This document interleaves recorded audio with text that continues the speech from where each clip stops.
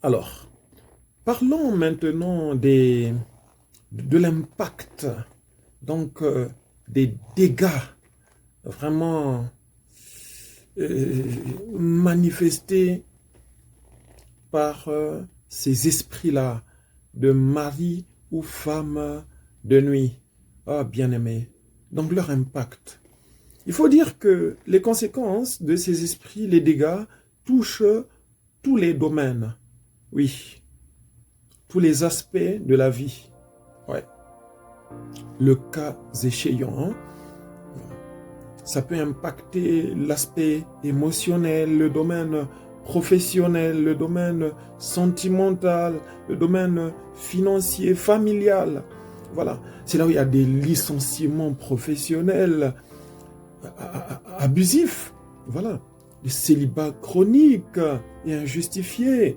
Voilà, il y a beaucoup de choses. Par exemple, de façon terre à terre, il y a des personnes féminines, donc des sœurs, des femmes, qui ont un mari de nuit, par exemple. Si vous êtes dans le cas, maintenant, loin d'en faire une critique, c'est de l'aide que j'apporte en tant que serviteur de Dieu. Parce que le Seigneur m'a utilisé en faveur de beaucoup de personnes. Et je me suis dit, poussé par le Saint-Esprit, mais ça pourrait faire du bien à beaucoup d'autres personnes qui n'ont pas de guide spirituel, ou bien qui n'en savent pas un peu plus. Ça peut aider, quoi. Voilà, c'est dans ce but-là. Quand une femme a un mari de nuit, suivez très bien, et qu'elle est encore célibataire, donc pas encore mariée, mais a un mari de nuit dans sa vie, c'est-à-dire que 2 ou 3 signes que j'ai cités là se manifestent dans sa vie. Elle a de temps en temps des rapports intimes dans le rêve. Et j'ai rencontré des femmes qui disaient que non, moi je n'ai pas de rapport, mais presque. Le monsieur vient me faire violence et j'essaie de me débattre. Je leur dis, écoutez, c'est un mari de nuit. Ne le défendez pas, ne le cachez pas. Non, j'expliquais juste, homme de Dieu.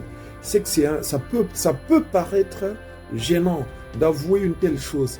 Mais il faut être sincère avec soi-même. En écoutant les conséquences, vous découvrez qu'on ne joue pas avec ces esprits-là et qu'on ne les défend pas, qu'on ne les cache pas, mais qu'on les dévoile.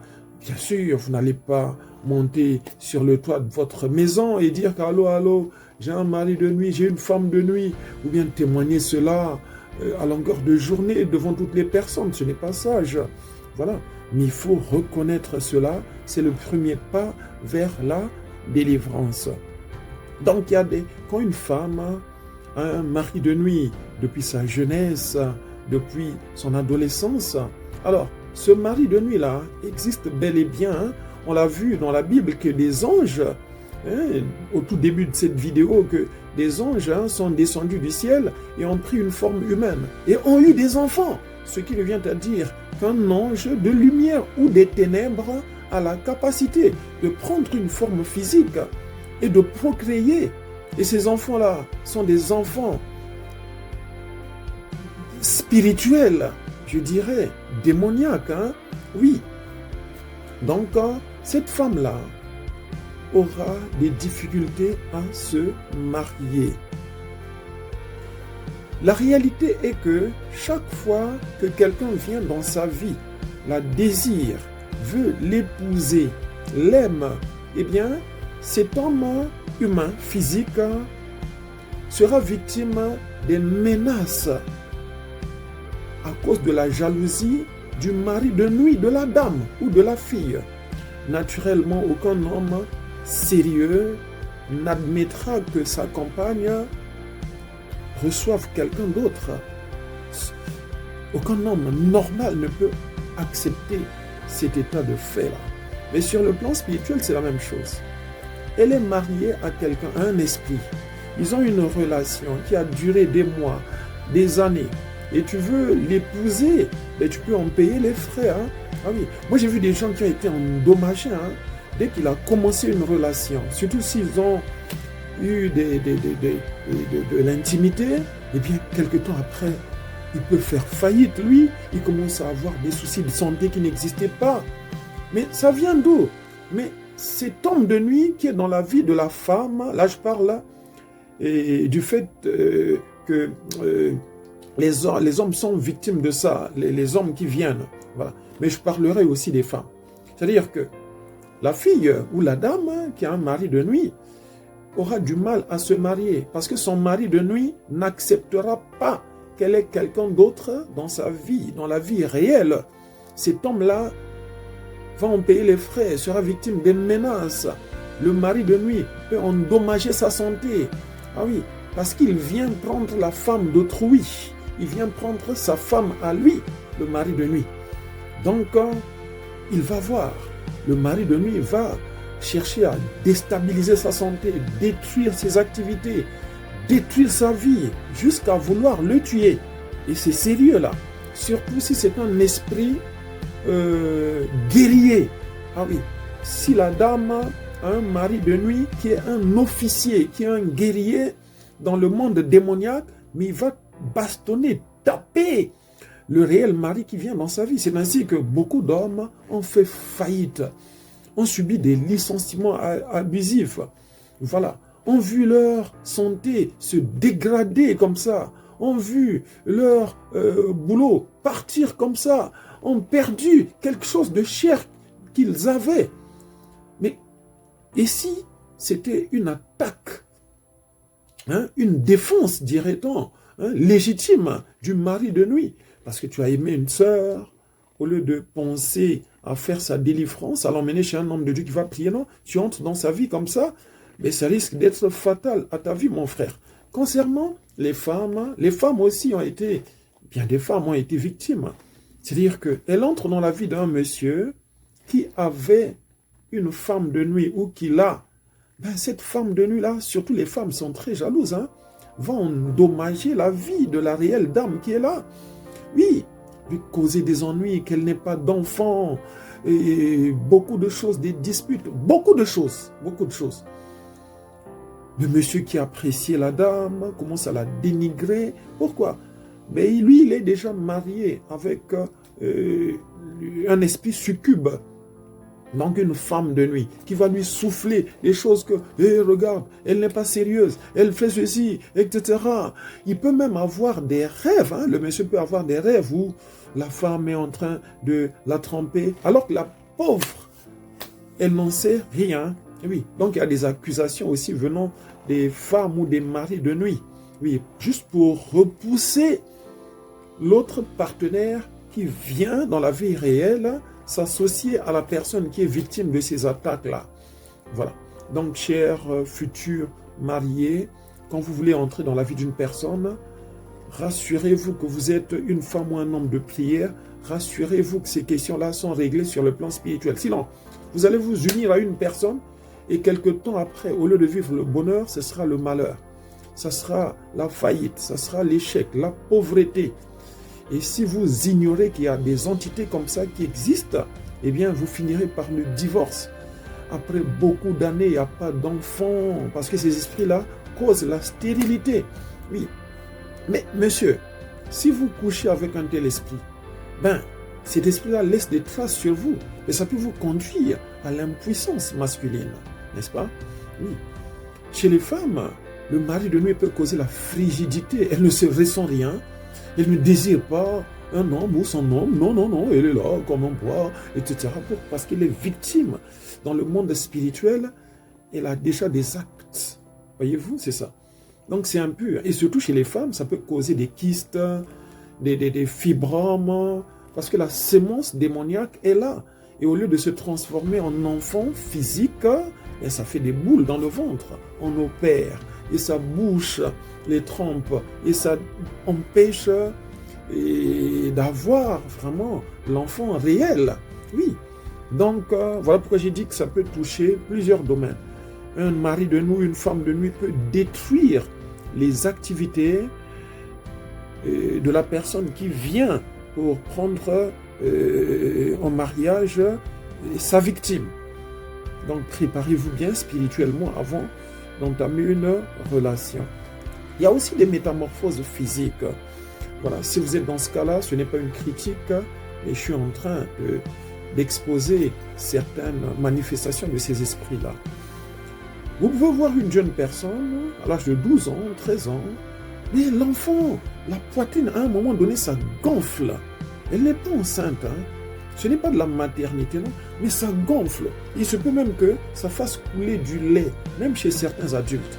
Elle n'est pas enceinte, elle n'a pas d'enfant, elle ne vient pas d'accoucher, mais le lait coule. La poitrine gonfle, à un moment donné, ça se rétrécit, ça diminue. Et ce sont les manifestations des maris de nuit. Sur le plan spirituel, il y a des actions, des rapports, de l'intimité. Et maintenant, c'est tellement intense que ça affecte même le corps de la femme à un moment donné. Eh bien, elle saigne abondamment, plus que la normale, ou moins que ça. Comme je l'ai dit au début, il y a aussi des règles douloureuses. Ce n'est pas toujours le cas que c'est un mari de nuit, etc. Mais c'est généralement le cas. C'est à vous de discerner. Voilà quoi, c'est cela. Donc ça peut aller jusqu'au suicide. Oui. Une femme qui est victime des chocs d'une femme de nuit liée à son homme peut être conduite jusqu'au suicide. Déjà, ça l'expose à la stérilité, à la frigidité, oui, à la faillite, à beaucoup d'attaques. Et à la fin, elle peut être conduite au suicide. Ah, il ne m'aime plus. Ah, j'ai pas d'enfant. Ah, je suis malheureuse dans ce foyer, etc. Alors que c'était l'influence de sa rivale, qui est une femme de nuit. Voilà, ça c'est à des étapes un peu avancées. C'est cela. Et donc ça fait beaucoup de dégâts. Très bien. Alors, nous allons voir enfin comment se débarrasser de ces esprits-là. Bien-aimés, la Bible dit que le Seigneur nous a donné le pouvoir de marcher sur les serpents et les scorpions et sur toutes les œuvres de l'ennemi, et rien ne pourra nous nuire. Ce qui revient à dire que si les maris et femmes de nuit sont des esprits démoniaques, ça veut dire qu'ils sont expulsables. On peut les chasser, on peut détruire leurs activités, voilà, et libérer les victimes. Ça se fait au nom de Jésus. Mais ce n'est pas du tic au tac.